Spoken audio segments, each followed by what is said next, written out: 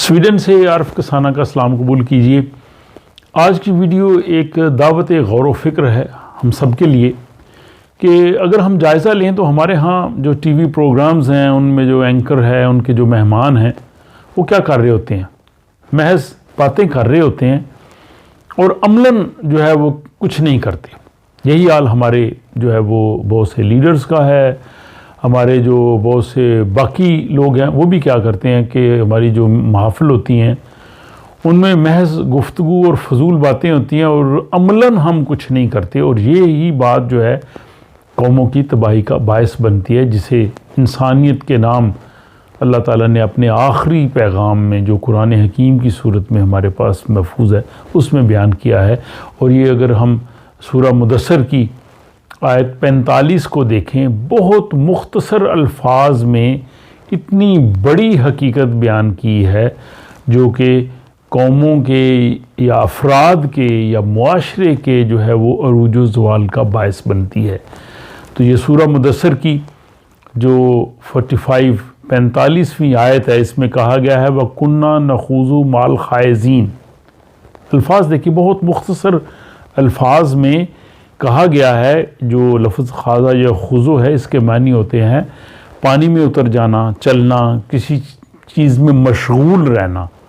یعنی قرآن حکیم نے یہاں کہا ہے کہ فضول باتوں میں وہ الجھے رہتے ہیں، اپنا وقت، اپنی انرجی ان چیزوں میں ضائع کرتے ہیں، عملاً کچھ نہیں کرتے۔ اور اسی چیز کو سورہ توبہ میں بھی کہا۔ سورہ توبہ کی جو آیت ہے 69، اس میں یہ کہا گیا کہ وَخُذْهُمْ كَالَّذِي خَاضُوا، کہ یہ وہ لوگ ہیں جو فضول باتوں میں الجھے رہتے ہیں اور پریکٹیکلی کچھ کرتے نہیں۔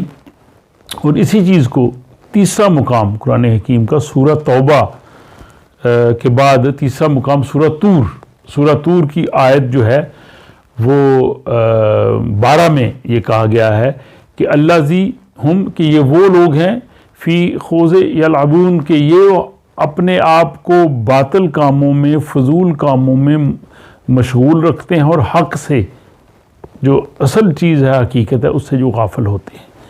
پھر اسی چیز کو جو ہے وہ ابھی میں نے بتایا کہ سورہ مدثر کی جو آیت ہے اس میں 45 میں اس چیز کو بیان کیا گیا کہ یہ جو لیڈرز ہیں یا جو باتیں کرنے والے رہنما ہیں یا جو ہمارے جن کو لوگ فالو کرتے ہیں، وہ کیا کرتے ہیں؟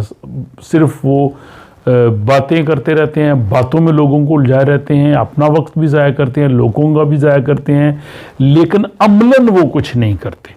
تو جو قومیں عملاً کچھ نہیں کرتے، جسے اقبال نے کہا تھا نا کہ عمل سے ہی زندگی جو ہے وہ جنت یا جہنم بنتی ہے، جو قومیں ترقی کی معراج پہ پہنچے وہ عمل کی وجہ سے پہنچے، باتوں کی وجہ سے نہیں۔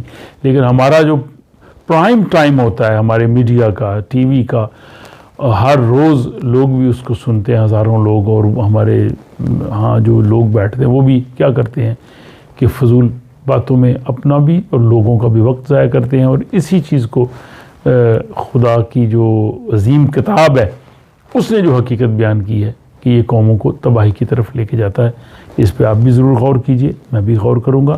اپنا خیال رکھیے گا اور مجھے دیجیے اجازت۔ خدا حافظ۔